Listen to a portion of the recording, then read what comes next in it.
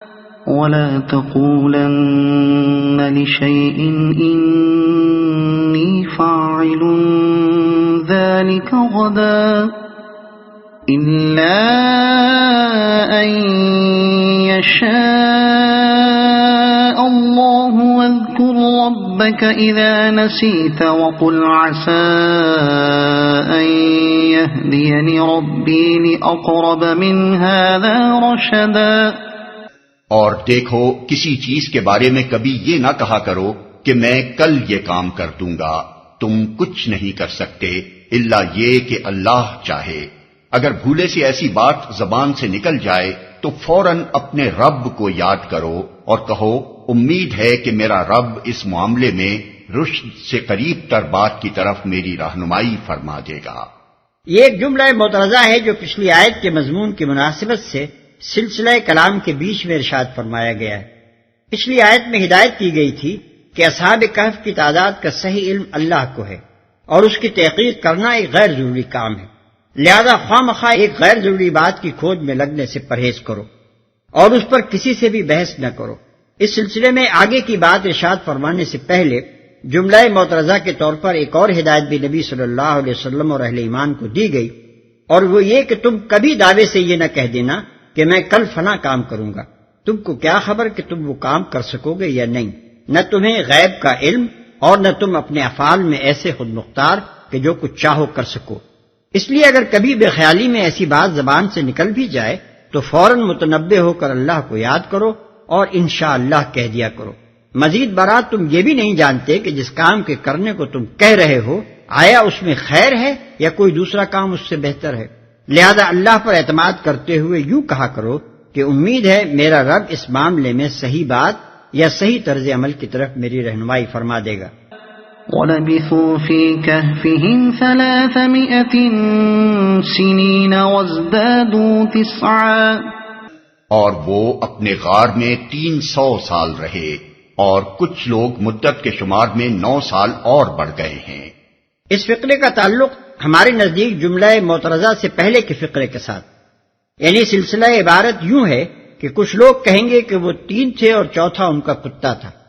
اور کچھ لوگ کہتے ہیں کہ وہ اپنے غار میں 300 سال رہے اور بعض لوگ اس مدت کے شمار میں 9 سال اور بڑھ گئے۔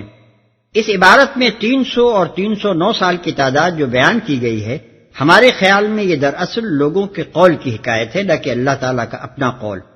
اور اس پر دلیل یہ ہے کہ بعد کے فقرے میں اللہ تعالیٰ خود فرما رہا ہے کہ تم کہو اللہ بہتر جانتا ہے کہ وہ کتنی مدت رہے۔ اگر 309 کی تعداد اللہ نے خود بیان فرمائی ہوتی تو اس کے بعد یہ فقرہ ارشاد فرمانے کے کوئی معنی نہ تھے۔ اسی دلیل کی بنا پر حضرت عبداللہ ابن عباس رضی اللہ عنہ نے بھی یہی تعویل اختیار فرمائی ہے کہ یہ اللہ تعالیٰ کا قول نہیں ہے بلکہ لوگوں کے قول کی حکایت ہے۔ قُلِ اللَّهُ أَعْلَمُ بِمَا لَبِثُوا لَهُ غَيْبُ السَّمَاوَاتِ وَالْأَرْضِ أَبْصِرْ بِهِ وَأَسْمِعْ مَا لَهُم مِّن دُونِهِ مِن وَلِيٍّ وَلَا يُشْرِكُ فِي حُكْمِهِ أَحَدًا۔ تم کہو اللہ ان کے قیام کی مدت زیادہ جانتا ہے، آسمانوں اور زمین کے سب پوشیدہ احوال اسی کو معلوم ہیں، کیا خوب ہے وہ دیکھنے والا اور سننے والا۔ زمین و آسمان کی مخلوقات کا کوئی خبرگیر اس کے سوا نہیں، اور وہ اپنی حکومت میں کسی کو شریک نہیں کرتا۔ وَاتْلُ مَا أُوحِيَ إِلَيْكَ مِن كِتَابِ رَبِّكَ لَا مُبَدِّلَ لِكَلِمَاتِهِ وَلَن تَجِدَ مِن دُونِهِ مُلْتَحَدًا۔ اے نبی، تمہارے رب کی کتاب میں سے جو کچھ تم پر وحی کیا گیا ہے اسے جوں کا توں سنا دو، کوئی اس کے فرمودات کو بدل دینے کا مجاز نہیں ہے، اور اگر تم کسی کی خاطر اس میں رد و بدل کرو گے تو اس سے بچ کر بھاگنے کے لیے کوئی جائے پناہ نہ پاؤ گے۔ اے نبی، اصحاب کہف کا قصہ ختم کرنے کے بعد اب یہاں سے دوسرا مضمون شروع ہو رہا ہے، اور اس میں ان حالات پر تبصرہ ہے جو اس وقت مکے میں مسلمانوں کو درپیش تھے۔ کوئی جائے پناہ نہ پاؤ گے۔ اس کا یہ مطلب نہیں ہے کہ معاذ اللہ اس وقت نبی صلی اللہ علیہ وسلم کفار مکہ کی خاطر قرآن میں کچھ رد و بدل کر دینے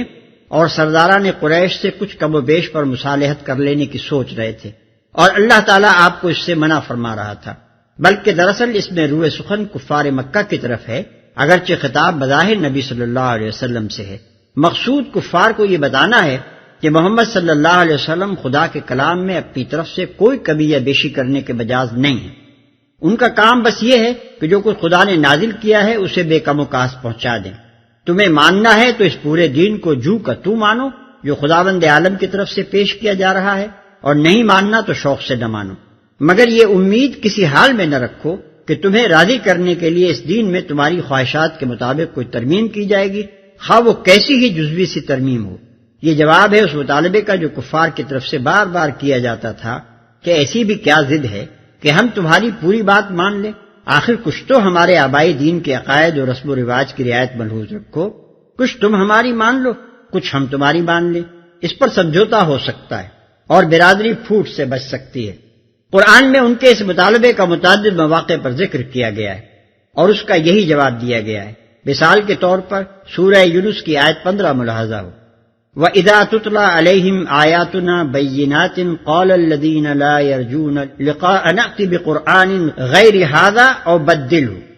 جب ہماری آیات صاف صاف ان کو سنائی جاتی ہیں تو وہ لوگ جو کبھی ہمارے سامنے حاضر ہونے کی توقع نہیں رکھتے کہتے ہیں کہ اس کے بجائے کوئی اور قرآن لاؤ یا اس میں کچھ ترمیم کرو۔ واصبر نفسك مع الذين يدعون ربهم بالغداة والعشي يريدون وجهه ولا تعد عيناك عنهم تريد زينة الحياة الدنيا ولا تطع من أغفلنا قلبه عن ذكرنا واتبع هواه وكان أمره فرطا، اور اپنے دل کو ان لوگوں کی مائیت پر مطمئن کرو جو اپنے رب کی رضا کے طلبگار بن کر صبح و شام اسے پکارتے ہیں، اور ان سے ہرگز نگاہ نہ پھیرو، کیا تم دنیا کی زینت پسند کرتے ہو؟ کسی ایسے شخص کی اطاعت نہ کرو جس کے دل کو ہم نے اپنی یاد سے غافل کر دیا ہے، اور جس نے اپنی خواہش نفس کی پیروی اختیار کر لی ہے، اور جس کا طریقہ کار افراط و تفریط پر مبنی ہے۔ کیا تم دنیا کی زینت پسند کرتے ہو؟ ابن عباس رضی اللہ عنہ کی روایت کے مطابق قریش کے سردار نبی صلی اللہ علیہ وسلم سے کہتے تھے کہ یہ بلال رضی اللہ عنہ اور صہیب رضی اللہ عنہ اور عمار رضی اللہ عنہ اور خباب رضی اللہ عنہ اور ابن مسعود رضی اللہ عنہ جیسے غریب لوگ جو تمہاری صحبت میں بیٹھا کرتے ہیں ان کے ساتھ ہم نہیں بیٹھ سکتے، انہیں ہٹاؤ تو ہم تمہاری مجلس میں آ سکتے ہیں اور معلوم کر سکتے ہیں کہ تم کیا کہنا چاہتے ہو۔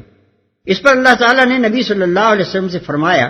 کہ جو لوگ رضائے الہی کی خاطر تمہارے گرد جمع ہوئے ہیں اور شب و روز اپنے رب کو یاد کرتے ہیں، ان کی معیت پر اپنے دل کو مطمئن کرو اور ان سے ہرگز نگاہ نہ پھیرو۔ کیا تم ان مخلص لوگوں کو چھوڑ کر یہ چاہتے ہو کہ دنیاوی ٹھاٹ باٹ رکھنے والے لوگ تمہارے پاس بیٹھیں؟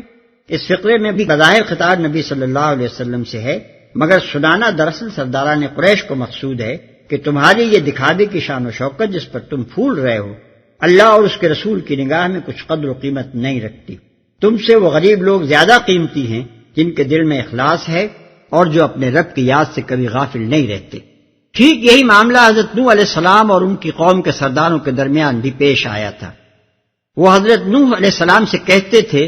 وَمَا نَرَاكَ اتَّبَعَكَ إِلَّا الَّذِينَ هُمْ أَرَاذِلُنَا بَادِي الرَّأْيِ، یعنی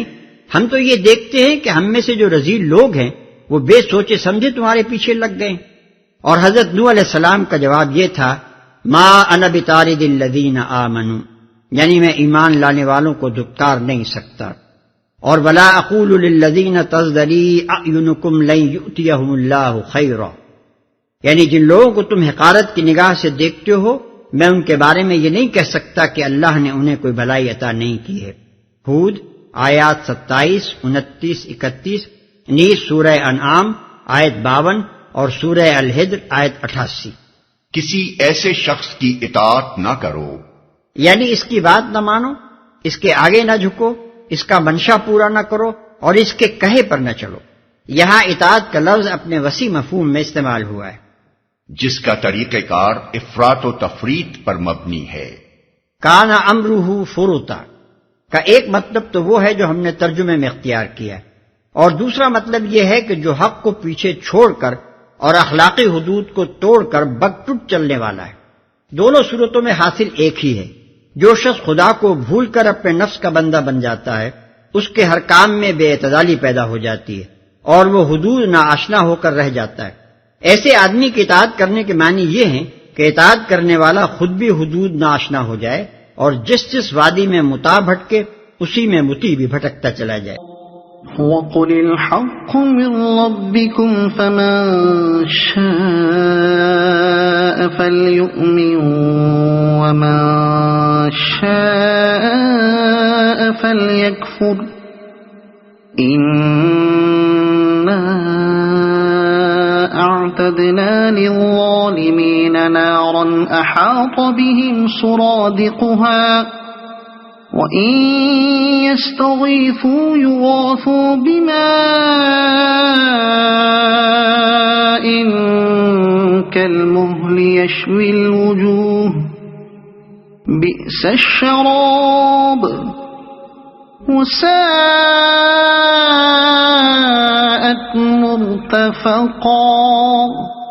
صاف کہہ دو کہ یہ حق ہے تمہارے رب کی طرف سے، اب جس کا جی چاہے مان لے اور جس کا جی چاہے انکار کر دے۔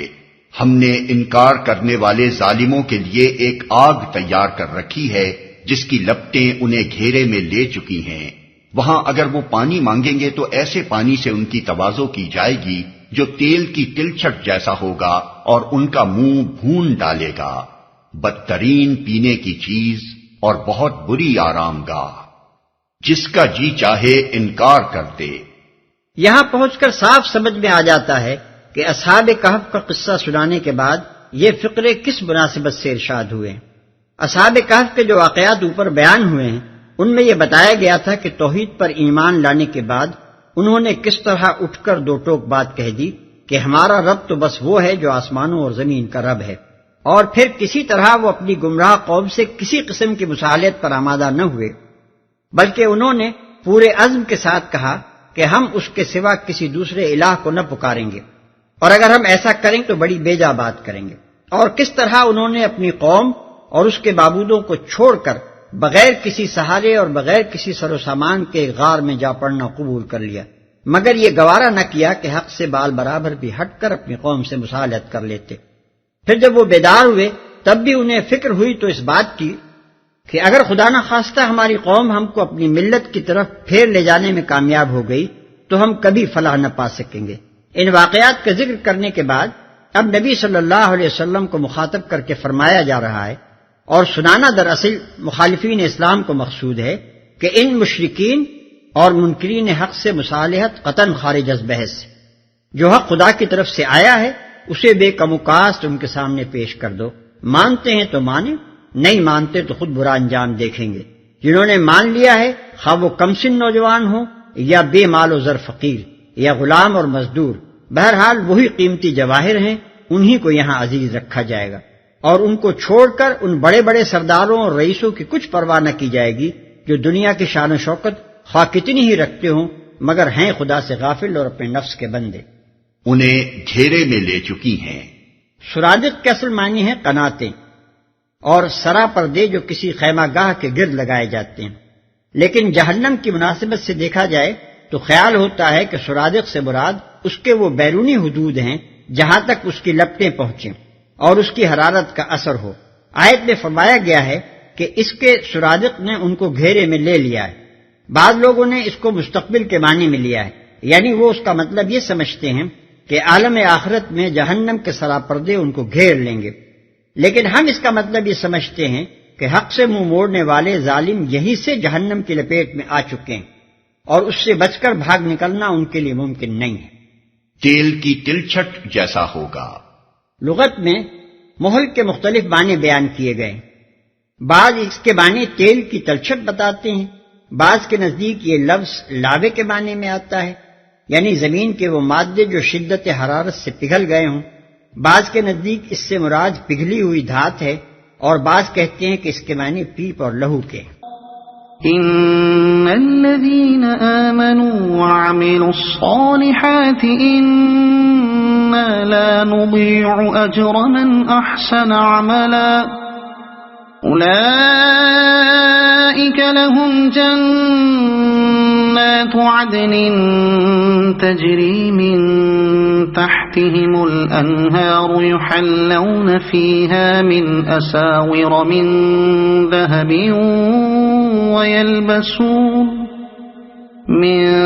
ذهب ويلبسون ثيابا خضرا من سندس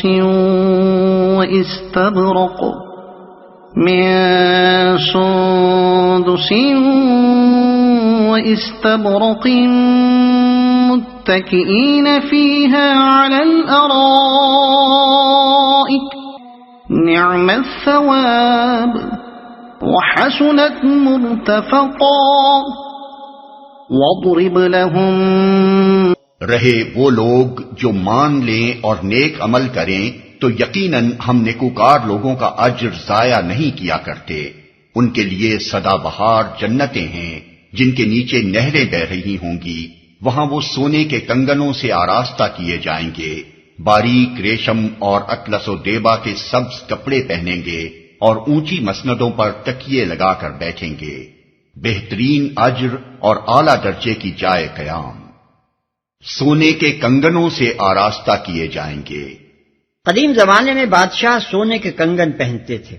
اہل جنت کے لباس میں اس چیز کا ذکر کرنے سے مقصود یہ بتانا ہے کہ وہاں ان کو شاہانہ لباس پہنائے جائیں گے. ایک کافر و فاسق بادشاہ وہاں ذلیل و خوار ہوگا اور ایک مومن و صالح مزدور وہاں بادشاہوں کی شان و شوکت سے رہے گا. اونچی مسندوں پر. ارائک جمع ہے اریکہ کی. اریکہ عربی زبان میں ایسے تخت کو کہتے ہیں جس پر چتر لگا ہوا ہو. اس سے بھی یہی تصور دلانا مقصود ہے کہ وہاں ہر جنتی تخت شاہی پر متمکن ہوگا.